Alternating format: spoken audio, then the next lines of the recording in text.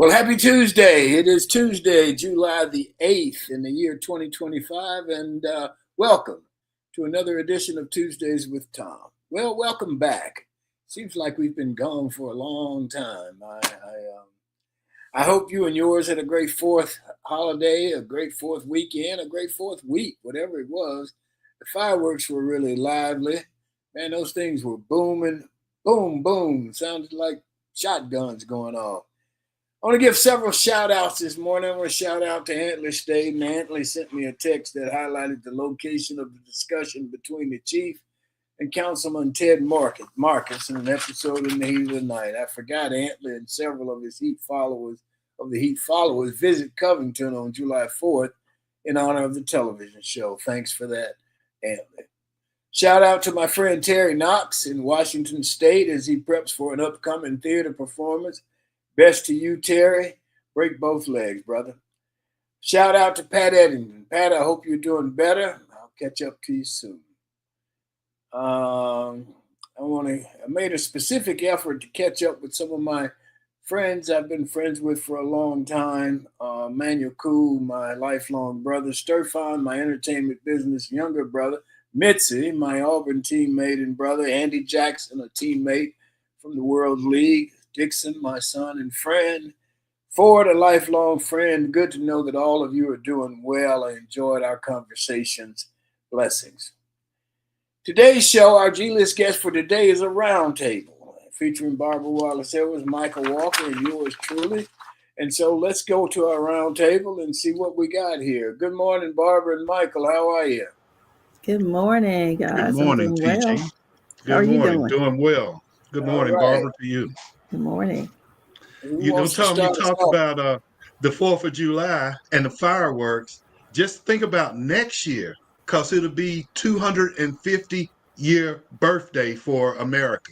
Oh, So, wow. Okay. yeah. So it's going to be a lot. And I know I saw a thing about Philadelphia because, you know, Philadelphia is the birthplace of our Constitution and all of that stuff.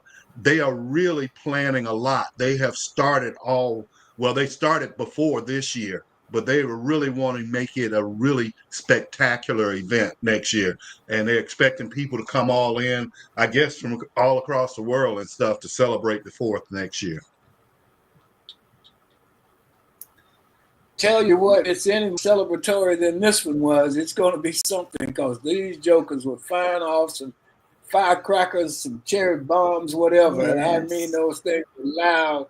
And you have, from our backyard, you can see the fireworks in Destin, and you can see the fireworks in Shalimar. You can't see the ones in Fort Walton, but they were awesome, man. They were beautiful, and I think everybody had a good time. So.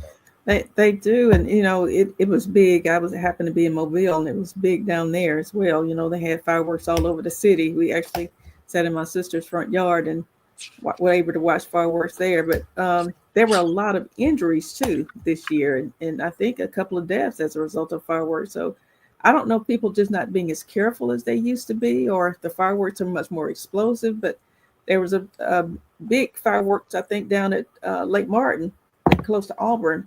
And several people had to be airlifted to the hospital because they were injured in the fireworks display. So it's something people need to be really cautious and careful with as well, especially with children around. But yeah, I think there were a lot of wonderful fireworks celebrations going on for the 4th. Yeah, you're right, Barbara. You know, it's interesting that you mentioned that. And I thought about you, Tom. You know, you have a boat and all that stuff. I was wondering if you were out on the water, but here in Georgia at Lake Lanier, there were a couple of boating accidents. One where a boat was being towed and it exploded. Boat exploded?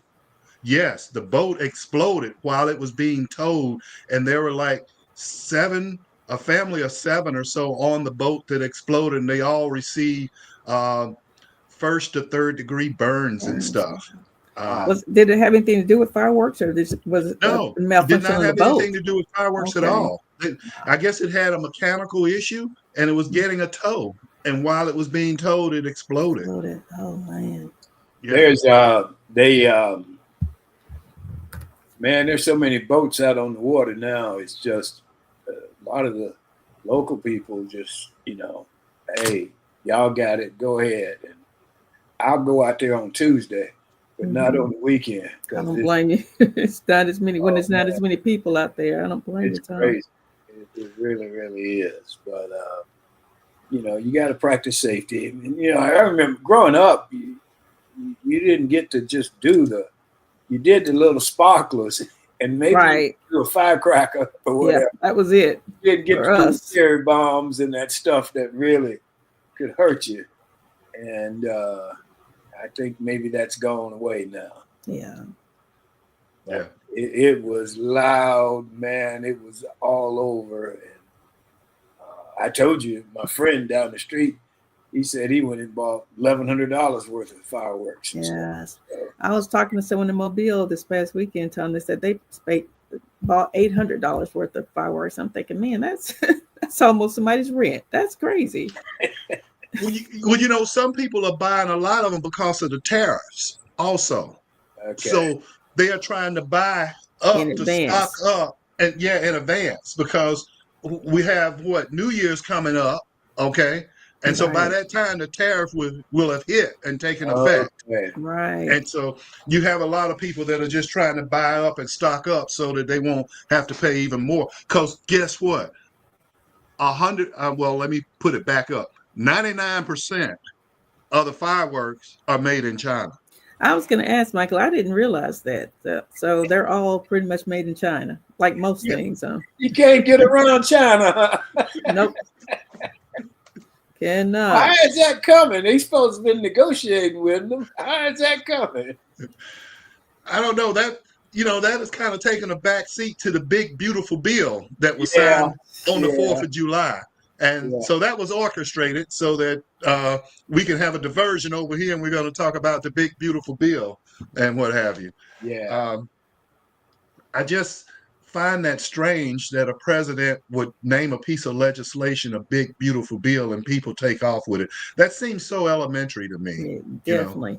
And there's nothing beautiful about it, except for, I guess, the people that are filthy rich. But for all those people to be losing their health care and the food benefits, I can't find anything beautiful about it. Well, it's interesting. The piece I read the other day that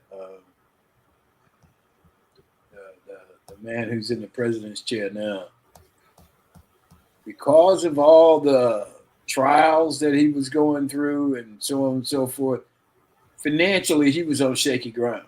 Oh, yes. And of course, he's managed to recoup all that now with the way he handles the presidency. It's more or less his personal business. Right. But so I guess all this was, as said, the version was needed to be able to get back to where he needed to be. So. Yeah. Well, just thinking about the bill that was passed, it's interesting. Since I'm in that business, I get a lot of stuff through here, and some of the winners, as you mentioned, Barbara, the multimillionaires and what have you, but then residents of high tax states. So if you're in a state that has high income taxes and what have you, you will get a break.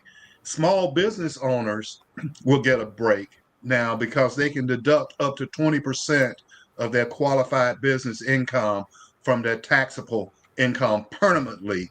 And that starts in 2026. So, that's one thing. And I guess you can say that if you're thinking about starting a small business or whatever, or have one, this is one thing that you can get a benefit from. I didn't know this. This is interesting. Domestic car dealers are going to benefit from it. Oh, really? Yes, they can take up to $10,000 a year in loan interest for U.S. made cars to make that a tax deductible through 2028. So that'll be a boon to auto dealers because more people will go out and buy cars now that you can deduct that amount of money. And I think that if you are 65 and older, you don't have to pay interest on it, I think. I heard that as well. So that's a couple of winners. fossil fuel producers. It's interesting. He's going away from things that Biden was doing, like clean energy and stuff, Right. and he's going back to fossil fuels. And it's saying, coal, oil, natural gas, they're going to get tax breaks. And everybody is talking about this climate change. And you gotta, when I say everybody's talking about it, you got people on one side of the aisle saying there's nothing to climate change. You got people on the other side saying there is. And then I think you have people in the middle, like myself, that feel it. In other words, Yes. like in Miami, all of us, yes. It was pretty hot. And I had people that have been there in Miami that said it's getting hotter and hotter in Miami. Every year. Yes. Yeah. Yeah. So, I mean, I agree with you. I don't have any issue with that. I think, behind everything, what do you do? What's the saying? You follow the money. Right. Yeah. Behind everything, there's some money there that somebody's making. Yeah. Things. Yeah. Yeah. To shore things up. Yeah. And among the losers is electric vehicle makers. I guess that's why your boy Elon and Trump are having problems.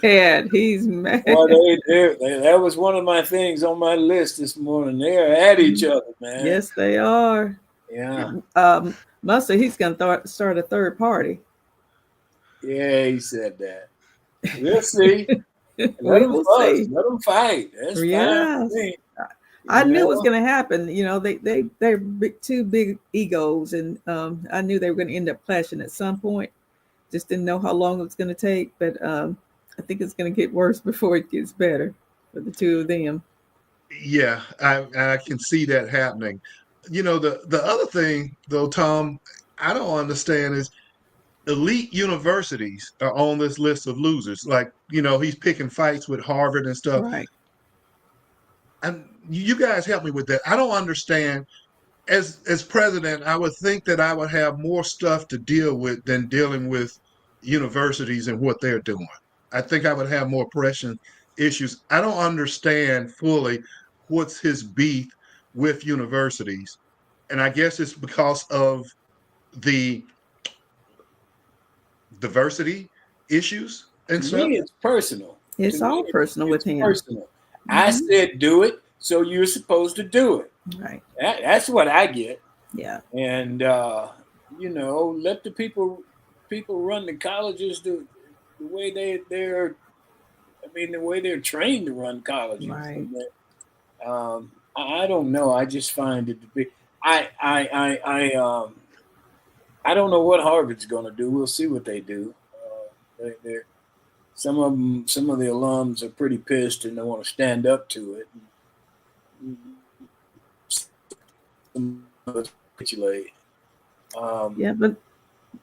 Michael, that's what the one thing that he wants, and that's why he's interfering with these Iran and Israel and all that, is he wants somebody to give him a peace prize. Yes. Obama got one, and so and so and so and so got one, and he wants one of those. And I don't know, man. I just, I'll be honest with you guys. I do my best not to pay him any attention, and not to watch much of the news, because most of the time there isn't anything I can do about it. Right. And it's hopefully it's 3.5 more years, and we'll see. But I don't expect it to get any better. I don't either, Tom. He is who he is. Yeah, that's true. I want to see what Musk is going to do, because now Musk has Musk have a lot of agreements with the government as far as his cars and stuff? Oh, yes. So now, why ain't he going after that? Why is he going after Harvard? Why is he going after these colleges, man? That's so. Yeah. I don't know. Now, like we were talking about, Tom, he's just a dictator. He wants everybody to just do what he says, don't question anything, don't go against his wishes, and so that's his desire. He wants to control everything, and everything needs to go his way. When it doesn't, he's going to lash back out and try to do something to harm those institutions or those individuals. So, well, I'm going to go back to the big beautiful bill. The big beautiful bill. If you noticed. And Michael, you know how I feel about politics. I'm not much for it, especially with the two-party system, because that has just screwed the country up to me. But if you go back to the big beautiful bill, the Republicans do what they always do. They we ain't gonna pass it. Oh, something's wrong with it. Also, then we got 4 or 5 over here that might not vote for it. And so on and so forth. And then they get to the end and they all vote for it. They do that every time. Right. And it's some of them are the same ones. A couple of those women Republicans that, we're not going to vote for this. We're not going to because he does this. That's bullshit. I'm like, what'd you say? The guy who was cussing at the Cuban, Mark Cuban. Yeah, I'm like Mark Cuban. I'm tired of the bullshit. And then the Democrats, they wait until it's all over and then they start talking about what they're gonna do and so on and so forth. That's bullshit, man. Politics at its best. Politics at its worst. At its worst, it's horrible. That is true. So anyway, that's my 2 cents on politics. Go ahead, Mike. I have an uplifting story that I'd like to share with everybody. It's the story of Dr. Carrie Ann Mitchell Rose. She is a waitress from Jamaica, and now she is a neuroplastic surgeon in the U.S. Wow. She was born in Ocho Rios, Jamaica. Every morning, she would wake up at 5 a.m. and walk almost a mile to catch a bus from Gibraltar to Monique, then another one to Ocho Rios, and an hour and a half later be at work at 7:30. Wow. And when she left Jamaica to come to the U.S., she left with only $300 and a suitcase full of clothes at the age of 17 to begin her journey to become a doctor. And she ended up with a Bachelor of Science degree in biology from Benedict College, a medical degree from Stanford University, PhD in neuroscience from the University of Utah, and a completion of neuroplastic reconstructive surgery fellowship at Johns Hopkins University School of Medicine. All of that is awesome. That's coming from Ocho Rios with $300. Yeah. Started out as a waitress. That is as a waitress, working as a waitress. That's determination. I know we're trying to be positive, but I can't help it. So we hadn't deported her yet, huh? She may be on the list. Okay, I'll be positive. Hey, did you read where TSA said you don't have to take your shoes off anymore? Yes, I was going to bring that up. That just came out. Yes. That's great, man. That is great. If you're like me and you have metal in your body, you have to tell them when you go through that thing, because I got a artificial knee here, and I have to tell them, and then they have to do a different thing, right? Because of that. But that's great, man. That people don't have to pull the shoes off. Hopefully that means the lines will be a little bit shorter going through TSA checkpoints now. We get through quicker anyway. So I'm looking forward to that change being implemented. Yeah, I think that's great. And they now have all these programs, like they have Clear, they got digital ID and all of this stuff. They Global got the star entry on your driver's license. They got all this stuff so you can go through the line quicker and faster. And that's why I got the Clear, and I got something else too. Oh, TSA pre-check. So I don't have to take my shoes off. I mean, because what a hassle standing there in line and you're trying to put your stuff on the belt and you got to take your shoes off and all that stuff, Yeah, I've preach. It does make things easy. Yes. You can just go through that. So that's a good thing. It is. What about the floods in Texas, man? That Yeah, was hard. Tom, there's been 104 people, I think, so far that's been found dead, and still over 40 people, I think, are still listed as missing. And that's just the ones that they know about. There's some they don't even have a clue. But that is unbelievable. They said they had 4 months of rain to fall in 45 minutes. Wow. And, it's hard to get away when that kind of situation occurs. But Yeah. that's Yeah. one of those I don't animals that, know. I mean, I'm not a big time professional swimmer or whatever, but right. I just think about the kids, man.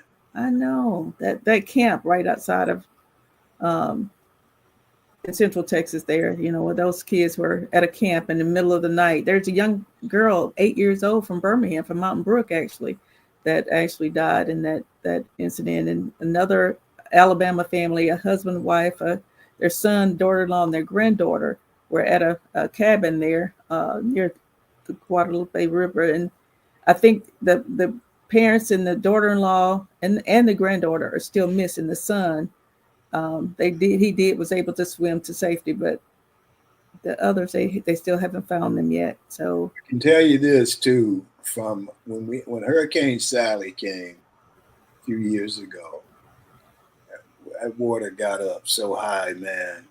I mean, so fast, and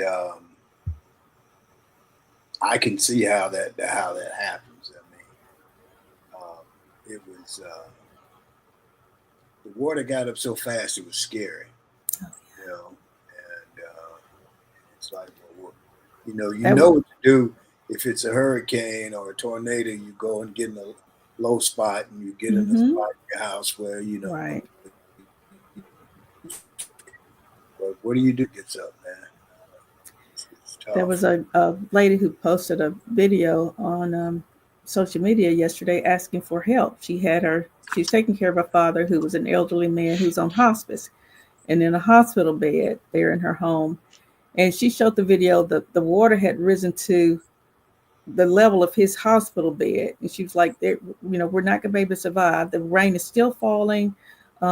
We need help. We need to get out. She said she called 911. They hadn't been able to get to them. And she said, her dad was going to die. They all were going to die if they couldn't get out of there soon. And she showed outside of her home, and there were cars and pieces of houses and everything just floating down the street. And it's rapidly going down the street. And I'm thinking that's had to be a scary, scary situation to be in. And I can't imagine those kids at a camp looking out, and that's all they can see in the dark. It's just stuff floating in the water, and they couldn't get to safety. Because it was dark, right? It was in the morning. Yeah, it happened in the middle of the night. Well, I think it started around 1 a.m. is when the flooding started. So, yeah. And there's a lot of conversation about this little area did not make the investment to invest in a weather detection system, a warning system. What can you say about that? We don't know. Even had they done it, if it would have worked, because a lot of those areas where they were, cell phone service was not there. That's part of the allure for being there, is that you unplug from technology. And even those that had cell phones, they turn them in and lock them up, I think in the evening or something like that. So in this particular situation, I don't know if had they even invested, whether it would have helped because of the policy. And it was dark, man. Right. What are you going, if you can't see, what are you going to do? So, first thing that happens when something like that happens is they got to figure out who to blame. Somebody's got to take the blame. But I just feel bad for the people, man, especially for the children and the parents for those children. Yes. Speaking of taking somebody to blame, I saw where some news reporter was blaming it on Trump for getting rid of the federal meteorologists. meteorologists and defunding or cutting the funding for the National Weather Service. So Well, and then at one point, the man in the presidency seat said that he was gonna do away with the whole FEMA type thing, and states would be on their own. mm-hmm. Well, Texas is a quote red state, which is stupid Right. to me. That's part of the politics. That's stupid. Right. Politics is we got red states and blue states, and so Texas is a red state. So are you gonna help them or not? Yeah. He's actually, I think Abbott has already reached out to him. He's committed to providing a lot of assistance to Texas. Yeah. So anyway, hey, let's go to Sean, and we'll come back and do the G list part, because I got several more things that we can talk about. So, Sean, if you're out there, how about giving us a minute or two? Thank you, man. Good morning to everyone joining in with us. My name is Shantia Jones, and this is Got a Minute. The holiday hustle and bustle has calmed down, and over the weekend, I was able to catch a documentary called Scopes Monkey Trial. I know what you're thinking, Sean. The what? Well, hear me out.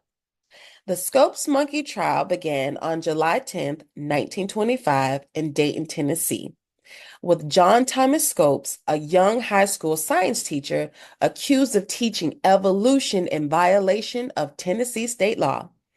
The law made it a misdemeanor punishable by fine to teach any theory that denies the story of divine creation of man as taught in the Bible, and to teach instead that man was descended from a lower order of animals.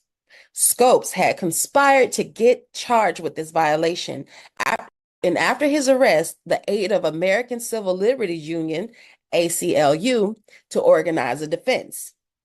Hearing of this coordinated attack on Christian fundamentals, William Jennings Bryan, a 3-time Democratic president candidate and a fundamentalist hero, volunteered to assist the prosecution. Soon after, the stage was set for one of the most famous trials in U.S. history. Thank you all for joining in. My name is Shantia Jones, and this has Got a Minute. Thank you, Sean. And what Sean mentioned the documentary, I want to talk about the documentary I watched this weekend was on the NBA, and it was on 2 NBA players, Gilbert Arenas. Gilbert Arenas, you may remember, was a star player for the Washington team, whatever their name is. Wizards now. Wizards, yeah. Mm-hmm. And Jarvis Crittenden, I think is his name. He got drafted by the Los Angeles Lakers, and he had been a star all through elementary school and high school and college, and then the Lakers chose him. And he ended up, and he was there when Phil Jackson was the coach, and that whole season he hardly played at all. He sat on the bench, and he was not happy about that, so on and so forth. He ended up getting traded to the Wizards. Gilbert Arenas was the lead dog at the Wizards. Everything went through Gilbert Arenas, and he was the guy who, you know how when you have rookies on your team, you make them go get the cokes, and you make them do this and so on and so forth. And Gilbert knew that he could get under Jarvis's skin by messing with him, playing with him, so on and so forth. Gilbert had a collection of guns, all kinds of guns, rifles, scopes, shotguns, pistols, whatever. And he started picking on Jarvis, and Jarvis didn't handle it well. But it was one of those situations where if I'm picking on you and you're not handling it well, then I need to stop picking on you. But he didn't stop picking on him. And they ended up, I don't know if you guys remember this, but there was this big thing about guns in the locker room of NBA teams. But this is where it came from. Gilbert got to practice early one day and left a pistol in Jarvis Crittenden's locker. And, Jarvis Crittenden was still, he was still a rookie. He didn't know how to handle it. So he got all pissed off or whatever. They got into it. And I don't know if you remember it, but it was a big deal. David Stern was still the commissioner. It was a big deal about guns in the locker room. Well, because of this, Jarvis got kicked out of the NBA, although it was Gilbert who was the one who was doing it and who was picking on it. Before he got kicked out of the NBA, when he was in LA, this was his thinking.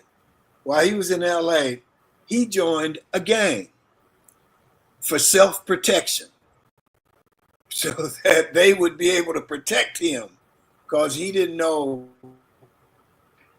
how to deal with the stuff that was going on around him. Well, he joined the gang.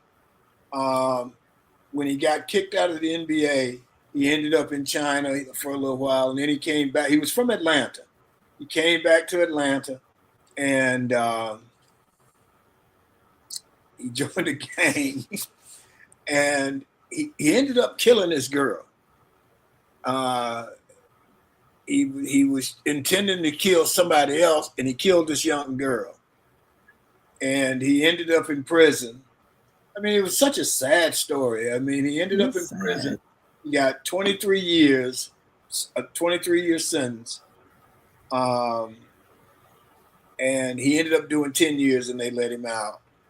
But, here's a man that was in the NBA, had reached all his dreams, and then he ends up killing somebody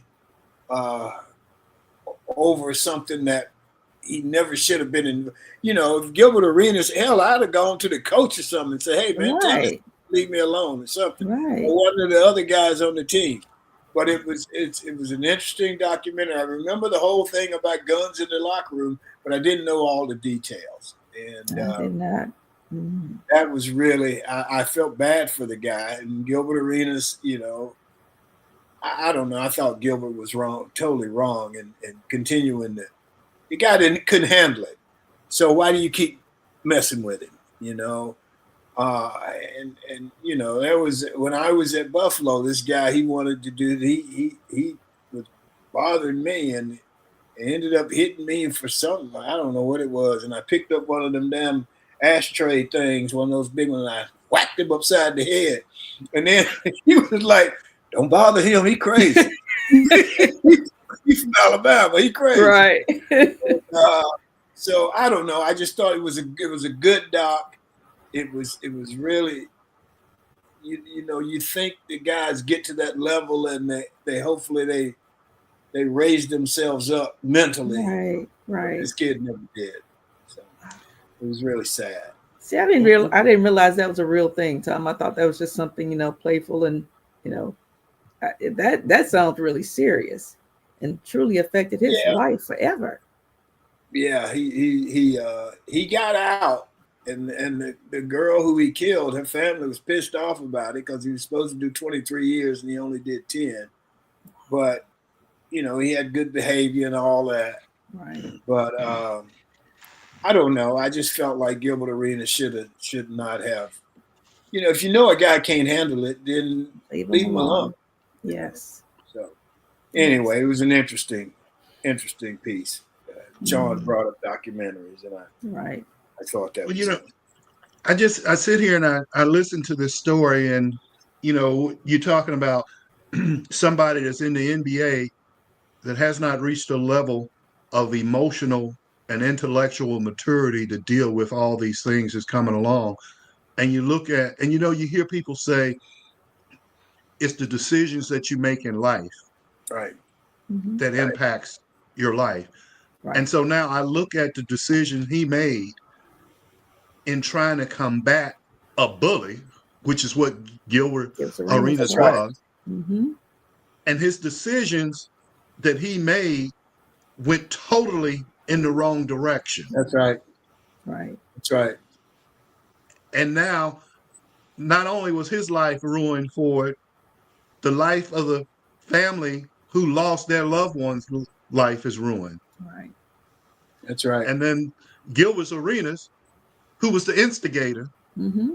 he's sitting out on a podcast somewhere. Absolutely. You're right. You're making right. money. Right. Yes. You're Yes. And had already been in the NBA for several years, so Right. he should have made money before then. And this kid got pissed off because he went to the NBA and he wasn't starting. Well, he wasn't even playing. Phil Jackson wouldn't even let him off the bench. Mm. And hey, man, if you're there and you're getting paid, Enjoy it. Right. Still, Right. you know, maybe you'll get to another team. You're there now. Mm-hmm. Now it's how you gonna handle it. Right. You know, and man, I mean, and Gilbert Arenas showed his closet, his thing full of guns. I mean, it was something probably this wide, a big shit, just full of guns, man. And So I mean, I'm sure they interviewed Gilbert Arenas. Says he have any remorse for doing what he did, or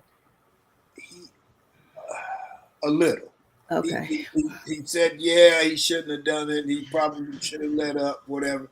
But he, you know, he left home that morning with those guns. right? And he left the gun in the guy's locker. I mean, come on, man.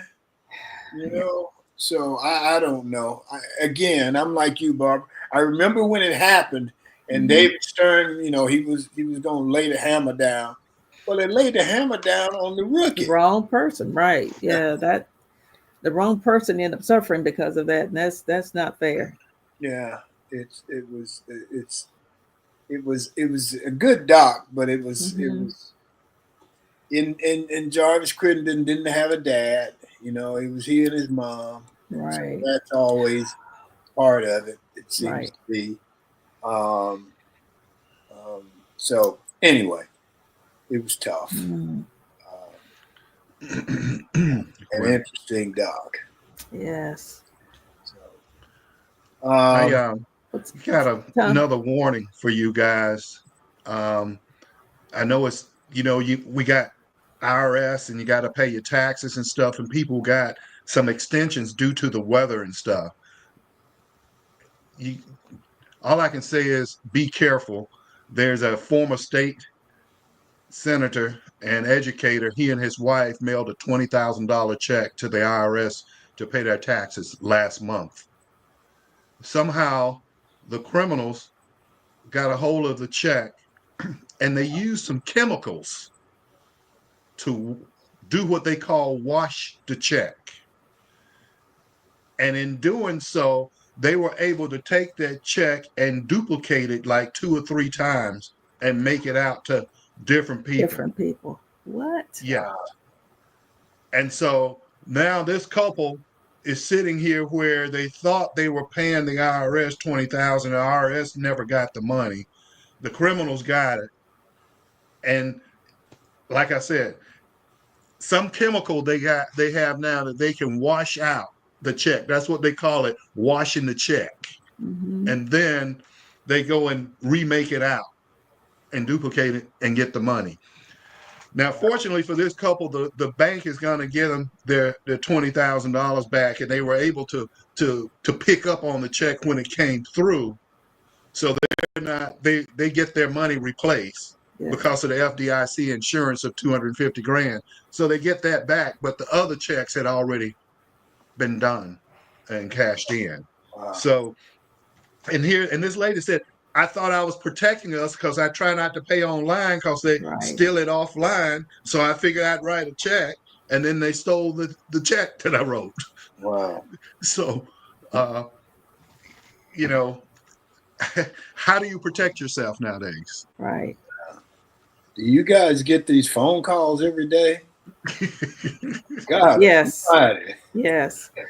Phone call, text messages. I keep getting these text messages saying, you know, we found your profile online. You fit you meet all the requirements for this job, and you know all you have to do is contact us via this WhatsApp number, and You can earn $500 to $1,000 a day just by going online and reviewing this company's website. And like, this is just a scam, and just delete it.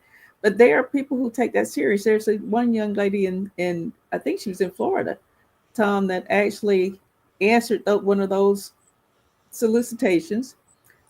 She said that she went through the training. They actually showed her that she was the money was being deposited into her account, but it was like a virtual account. And but then they contacted her and told her that she needed to send them. First, it was $500 because there was a mix-up in her money being transferred to her actual account and they leaving their account. And the next day, they told her she needed to send them $1,000 because that wasn't enough. And she ended up sending $30,000, losing her money. And come to find out, this was all just a scam. So, yeah, you get these scams, these phone calls, these texts. Please be diligent. They call all day.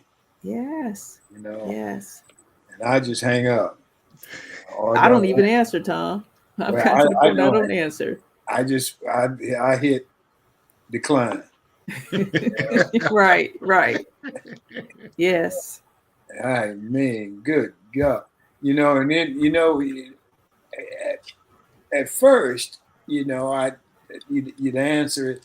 And as soon as you hear that, boop, yes, it's a hang up and block that number. Oh, Lord. Automatically. The more technology we get, the crazier it gets. Yes. It does. Well, here's a mystery for you guys. This gentleman, his name is Ruben, and I can't pronounce his last name, so forgive me with that. But I think he's from Kenya, somewhere in Africa. He flew 8,000 miles to Alabama to see his grandson graduate. And he brought all these gifts, he and his wife and stuff, stayed with his son. And the next morning he gets up about 11 o'clock. He's dressed in some nice khaki pants and shirt and shoes. And he goes out about 11 o'clock and he vanishes. And they haven't heard from him since. People in Calera, Alabama, the law enforcement, they're out looking, and then they found some footage of him walking into a convenience store and waving to the clerk or something. But that's it. That's the last they've seen of him. That's the last they've seen of him. Wow. That's crazy. And they're trying to figure out what happened. And coming from Africa, he doesn't know a lot of people here. Right. And in Calera, Alabama, that's not a big area. Not at all. And he walks out and he vanishes. You see those shows on TV about a person vanishing in thin air and something, and there's always some type of explanation as to what happened, or they find them. This happened last month. This person is still. So they have the video of him going into the store, but did they have a video? They don't have a video of him leaving the store? They say he went to the restroom and then exited through the back. Dang. Like sometimes convenience stores have a restroom like in the back of the store by or the something, exit door. Yes. And then they got an exit door. So evidently he went into the restroom, and then when he came out, he just exited through the back door. He didn't go out the same way he came in. That's odd. It's very odd. Yes. Yeah, it is. How do you explain that? Okay. I pray he is. Yes. Yeah, because I can't see him just walking out. Someone had to kidnap them and maybe taking them out a back door. That's what I'm thinking. Yeah. They should have been able to see on the camera if other people had come in that door and they didn't go back out or something. They should at least be able to tie something to his disappearance. Yeah. If they had cameras there. I would agree with that. That's I don't know, man. It's tough. It's crazy. I saw on Sunday mornings, I used to always like to read the newspaper. And, of course, there aren't many newspapers anymore, and I still read the local newspaper on Sunday mornings, and it's mainly, what do you call it? Stuff that's not news, but features. Social, okay, yes. Yeah, stuff they could do, and it's not timely. Right. And then so you go back to the back, and there's they still have classified ads in this newspaper. And one of the ads was a big ad, and it said yesterday or the day before, I buy vinyl records. And this guy, this person put an ad in the local newspaper. He or she, I think it was a he, buys vinyl records. And so I thought, that's pretty cool.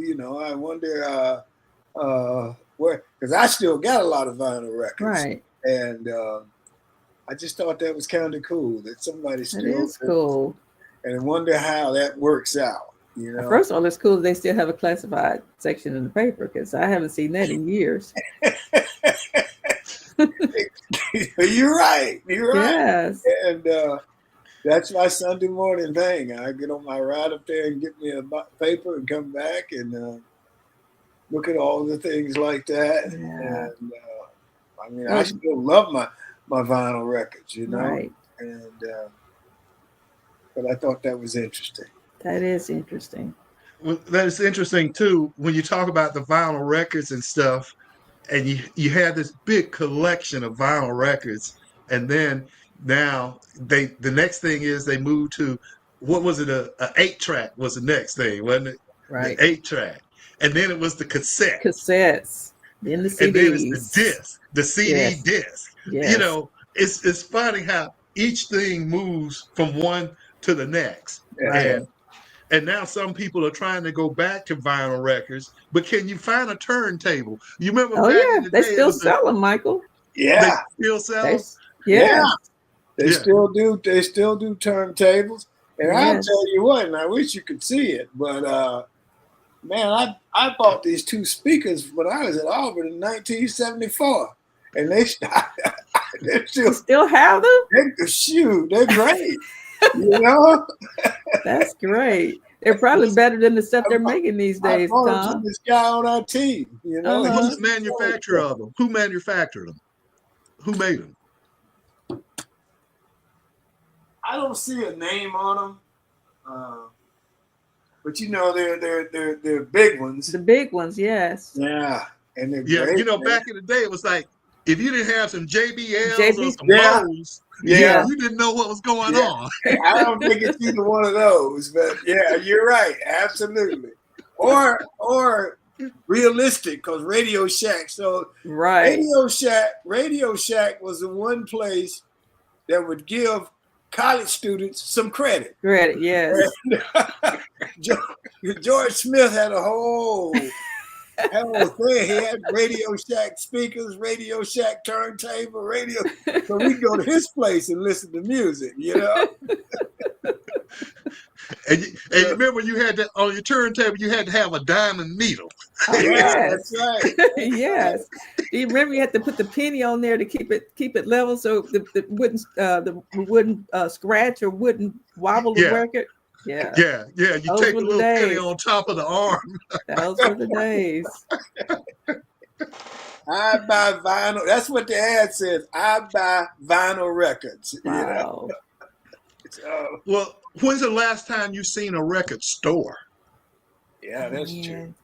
I think they still have one here in Birmingham, Michael. Over in 5 Points South. Yes. I think it's still there. It was at least a year or so ago. So Sean says that she's got vinyl. She still has a record player. Yes. I keep my records. You remember the 45s? Yeah, I don't have any 45s now. Do you remember the little? I probably still have some of those in my attic. 45s. Yes. Yeah, the little thing you put in the middle so you can put it on the turntable and play it. That's right. Yes. Yeah, you're right. And then you go to CDs and all that, man. And now you just play it on your computer. You know? Right. And Tom, I've got another feel-good story as we talk about music and records and stuff. Our very own Dr. Shelley Stewart from here in Birmingham has been officially inducted into the 2025 Radio Hall of Fame. I saw that. Yeah, isn't that phenomenal? Yeah, that's great. Talk about a rags to riches story. He was homeless as a little boy, and his mother, I think, was killed right in front of him, and was basically walking the streets of Birmingham at a young age, and didn't have a place to stay. And someone took him in, and look where he is now. So congratulations to Dr. Stewart. The actual induction, Shelley. Congratulations, man. The actual induction, I think, is going to take place in October, but they made that announcement a couple of weeks ago. So proud of Dr. Shelley Stewart. When do you well, you may not, you weren't living in Birmingham then, when Wynn was on Fifth Avenue downtown. Yeah, right. No, Wynn Radio. And the lineup was Shelley, Tall Paul, the Reverend Erskine Foss, and the Thin Man. Oh, wow. And they all did the morning, then they repeated in the afternoon. Wow. And you know, I was always into communications and stuff. And so they would let me come down there. Mm-hmm. I would go down there, and Tall Paul would spin the records, and he would let me sit in the booth with him, and so on and so forth. And then sometimes I would sit in the booth with Shelley as well. Right. And so I was in 5 Point South one day, and this lady came to me. She said, "I heard you on the radio with Shirley the other day." I said, "What? Who? Shirley. Shirley. You know who I'm talking about." I said, "You mean Shelley?" Shelley. She said, "Yeah." So I started calling him Shirley. He didn't like that. Anyway, I'm glad for him. Yes, happy for him. Done great. Anything else from you guys? Well, you know, this is going to be a pivotal year for one Mr. Freeze down on the plains in Auburn. Yes. And we've been hearing some talk where, according to Freeze, the way that they are spending NIL money and the way that Auburn is interpreting the rules in doing so is putting them behind the 8 ball in recruiting. Mm-hmm. And I find that interesting because they brought up something about house settlement now. And I think there's a cap on the spending of $20 million or what have you. 20.5. But there's a certain way you're supposed to do it and what have you. And according to Hugh Freeze and the way that Auburn's administrative staff are interpreting the way they need to go, they're doing it the proper way. Now, they didn't say other people are doing it the wrong way. It's just that they're doing differently, and that's causing them to lose some recruits because they're kind of paying double, so to speak. In other words, I read an article where it's a third party, like, for instance, if I'm trying to get player A, and I'm trying to keep him from you, Barbara, and from Tom, and I'm telling him that I'm going to offer him, say, $1 million. I may give him $500,000 through my NIL package, but then I give another $500,000 through a third party. Is what I read that they do. Right. Wow. Yeah. That's interesting. Yeah. That's going to be real interesting. It'll be interesting to see how that turns out because I found it kind of strange that in Free's first 2 years, you have a top 10 recruiting class. And then now in this cycle, players that you had on the fold that's been committed, they are leaving all of a sudden. And you're not doing as well. Right. And before you were being able to sell playing time and the opportunity to display your talents. But now that playing time is still there. You still got an opportunity, but for some reason, they're going somewhere else. Yeah. I think he's lost, 4 players in the last couple of weeks that were committed to Auburn and now going other places. So why do you think that is? Well, like Michael's saying, he's saying that they're getting paid another way under the table, so to speak. So it's not affecting that cap, that $20.5 million cap, because that's not just football. That's for all sports. So every school is supposed to be limited to the $20.5 million that they can give in NIL money to players for every sport. And so other schools may be interpreting that, okay, yeah, we can use NIL money that way, but then they may be giving them additional money through a back door somewhere so they can give them more than that. You mean like they used to? Like they used to do. Yeah. They can always find a workaround, but yeah, I'm sure the folks at Auburn are taking that literally, and they're just like, no, that's all we can give them. We can't give them any more than that. So you have those schools that want to try to do the right thing, and then there's others who say, okay, let me find a way to get around that rule.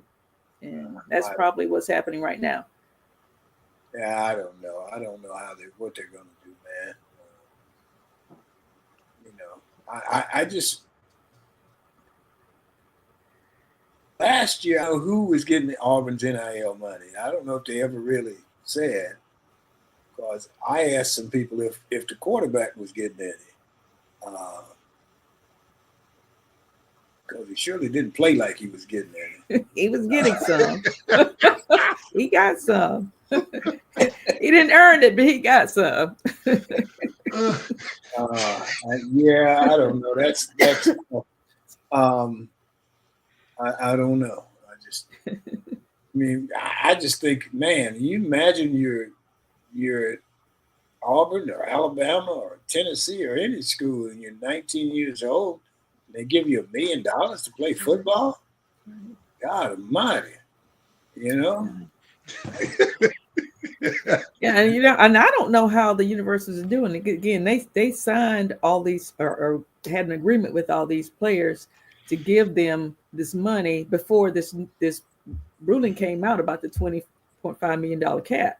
So they may have already exceeded that already. So how do they got to go back and renegotiate with those players, or are they grandfathered in? I don't know how that's all going to work. Well, when I was on campus a couple of weeks ago, I went by and visited with one of my friends in advancement, and he said that he's going to get me the NIL guy. Okay. Come on the show. Okay. So hopefully we can ask those questions. Yes. Those questions answered. I don't want to put the school in a bad light in any way. Right. Just, I don't understand it. Right. I think just try and get an understanding of it. Right. Would be good. Yeah, that would be good to be able to talk to them and understand from their perspective what is really NIL. I mean, we know in concept what it is, but how do you implement and execute? Right. And what are the compliance issues around it? Mm-hmm. Yeah. So I don't know. We'll see. Hopefully we get him in. I got him down for September, so we'll see. Oh, good. Anything else, you guys? I skipped the best girl thing, but that's okay. Let's see if we got anything else. Vinyl records. I did it. Sean got them now. Either one of you got anything else? Nope. No, sir. Okay. Okay. Well, we'll just move on. So we'll move on to the closing comment. And our G-list guest next week is Johanna Soria, who's with the Crestview Chamber of Commerce. But my closing comment for today is I returned to my alma mater. I just talked about that, Auburn University, last week, to be a part of the 2025 Auburn football intro video shot by Auburn Football Created. We had 300 extras who marched up Donahue Drive, Donahue Street, whatever it is, to the stadium, much like the team does its Tiger Walk on game days. 300 extras included small children who really got a kick out of it, some current football team members, and I can tell you those guys are huge, man. Some really big guys. The grandparents and others who just wanted to be there. And you mentioned this earlier, Michael, in Miami, but other than the heat it was a wonderful afternoon. It was hot, brother. I can tell you. So I just say blessings and best of luck to this year's team and Coach Freeze and those guys, and hopefully that they have a good year. They need to have a good year. Yes. And that's our show for today. So we want to thank the audience. We appreciate you. I want to thanks again to the TWT team, Barbara, Sean, Emily, Michael, Joyce. And that's it on this July 8th. It's going to be another hot day. July 8th in the year 2025. Remember, a day without a smile is a day wasted. Enjoy yourself. Make every day count. Stay safe. Blessings and peace.